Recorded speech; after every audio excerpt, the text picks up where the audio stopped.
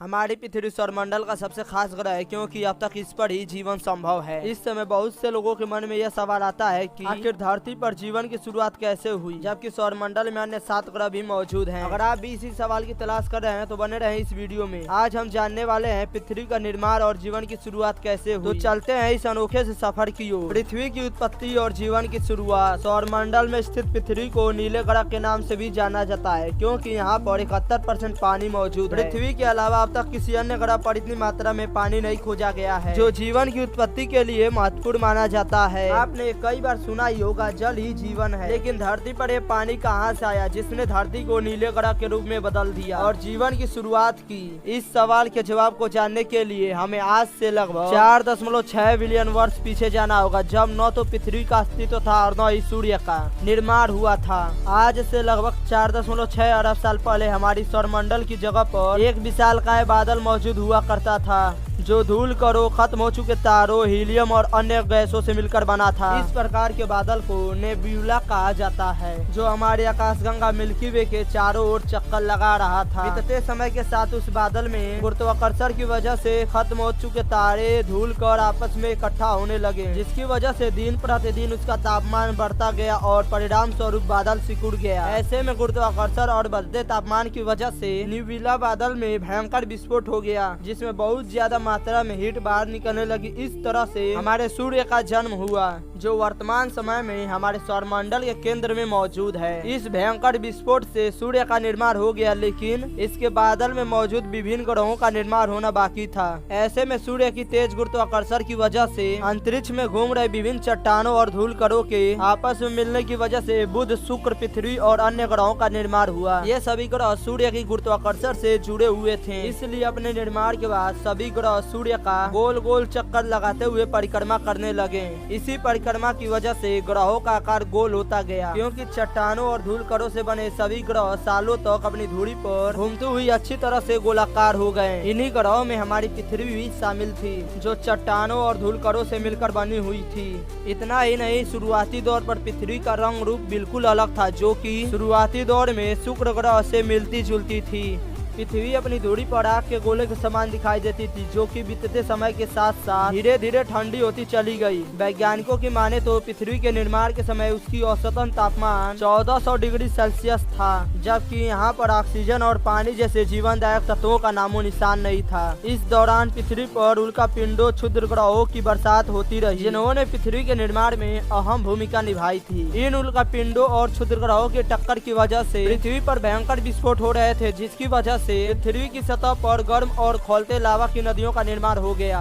पृथ्वी पर हो रहे इन विस्फोटों को हेडियन ईरा के नाम से भी जाना जाता है, जिसकी वजह से पृथ्वी पर गर्म और भारी पदार्थ इकट्ठा हो गए थे। एक तरफ जहां पृथ्वी आग के गोले में बदल रही थी, वहीं दूसरी तरफ एक अनजान और विशालकाय ग्रह पृथ्वी की ओर तेजी से बढ़ रही थी। आज से लगभग 4.5 बिलियन वर्ष पहले एक थिया नामक ग्रह पृथ्वी से टकराया था, जो आकार में मंगल ग्रह से थोड़ा छोटा था। थीवा ग्रह पृथ्वी से 12 किलोमीटर प्रति घंटे की रफ्तार से टकराया था, जिसकी वजह से एक भयंकर विस्फोट हुआ। इस विस्फोट को दी लेट हैवी बम्बाइड के नाम से जाना जाता है, जिसकी वजह से पृथ्वी का बड़ा और बाहरी हिस्सा टूटकर अंतरिक्ष में चला गया। पृथ्वी के उसी टूटे हुए हिस्से से चांद का निर्माण हुआ, जिसके कई कण आपस में हजारों सालों तक अंतरिक्ष में जुड़ते रहे। इस तरह पृथ्वी को अपना इकलौता उपग्रह मिल गया। हालांकि अपने निर्माण के शुरुआती दौर में चांद पृथ्वी के बेहद करीब था, जो पृथ्वी की परिक्रमा करता रहा। बीतते समय के साथ साथ चांद पृथ्वी से दूर चला गया और उस पर उल्कापिंडों और क्षुद्र ग्रहों की बारिश होती रही, जिसकी वजह से चांद के सतह पर गड्ढे बन गए, जो पृथ्वी से देखने पर काले धब्बे के रूप में दिखाई देते हैं। आज से लगभग 4 अरब साल पहले पृथ्वी पर मौजूद गर्म पदार्थ गुरुत्वाकर्षण की वजह से पृथ्वी के केंद्र में एकत्रित होने लगे, जिसकी वजह से पृथ्वी की ऊपरी सतह धीरे धीरे ठंडी होने लगी और सारे गर्म पदार्थ पृथ्वी के केंद्र में इकट्ठा हो गए। इस तरह गर्म और धधकती पृथ्वी की सतह धीरे धीरे ठंडी होती चली गई, जबकि हेडियन युग के दौरान ज्वालामुखी विस्फोट से निकली विभिन्न गैसों ने पृथ्वी के चारों तरफ वायुमंडल का निर्माण किया। इतना ही नहीं, हेडियन युग के दौरान धरती पर उल्कापिंडों और क्षुद्र ग्रहों के साथ साथ बर्फ के रूप में काफी ज्यादा पानी भी आया था, जो पृथ्वी की गर्म सतह से टकरा कर भाप में बदल गया और उसी भाप से पृथ्वी के वायुमंडल में बादलों का निर्माण हुआ, जिन्होंने पृथ्वी पर करोड़ों वर्ष तक मूसलाधार बारिश की। इस भारी बारिश की वजह से पृथ्वी की सतह ने काफी ज्यादा पानी सोख लिया था, जिसकी वजह से उसकी ऊपरी और निचली सतह बिल्कुल ठंडी हो गई थी।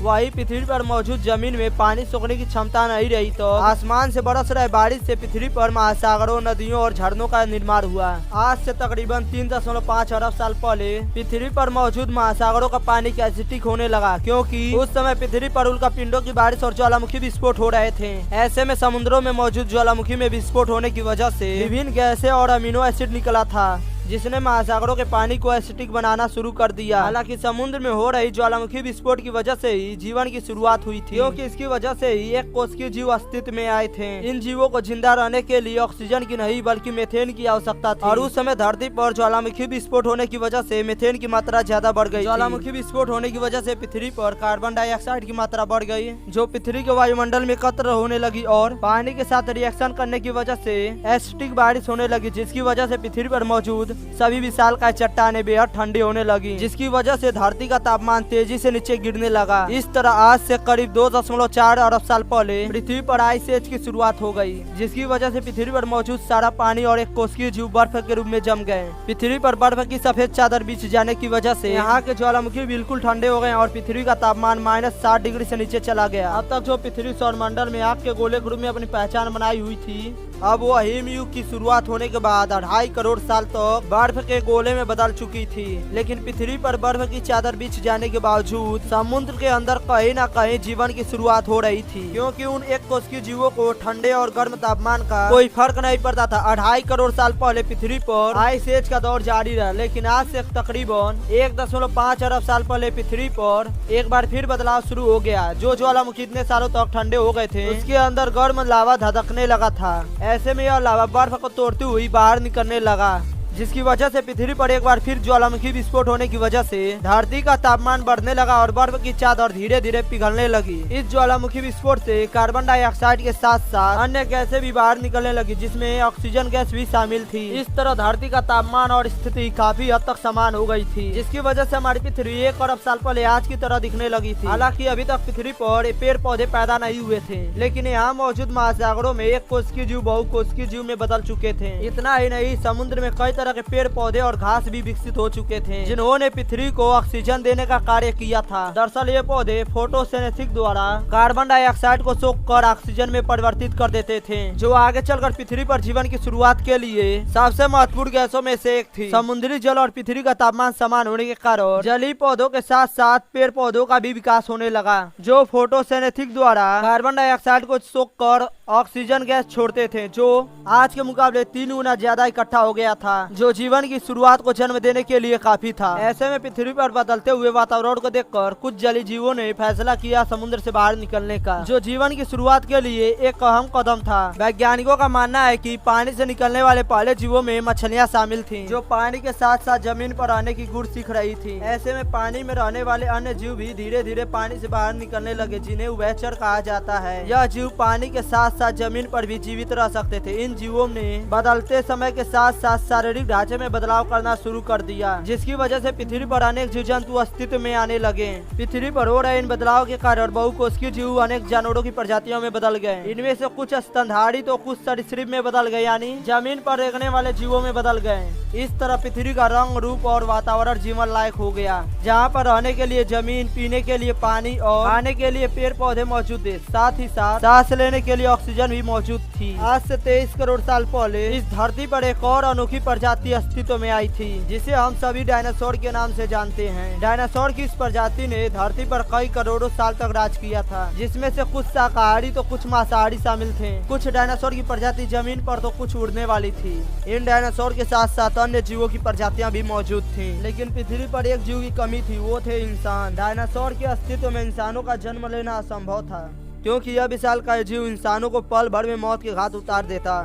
लेकिन आज से तकरीबन 6.6 करोड़ साल पहले धरती से एक विशालकाय उल्कापिंड टकराया, जिसकी वजह से पृथ्वी पर ज्वालामुखी विस्फोट, खतरनाक भूकंप के झटके और आग के गोलों की बारिश हुई थी। इस भयंकर विस्फोट से डायनासोर के साथ साथ अन्य जीवों का अस्तित्व भी हमेशा के लिए मिट गया, लेकिन इस हादसे में जमीन के नीचे रहने वाले जीव बच गए थे। समय के साथ साथ यही स्तनधारी जीव विभिन्न जानवरों की प्रजातियों में बदलने लगे, जिसमें से चिंपैंजी, बंदर जैसे जीव भी शामिल थे। यही जीव एक जगह से दूसरी जगह जाने लगे, जिसकी वजह से इनमें शारीरिक और मानसिक विकास शुरू होने लगा और इस तरह बंदर पहले स्तनधारी जीव फिर आदिमानव के रूप में बदल गए, फिर इंसानों का जन्म हुआ।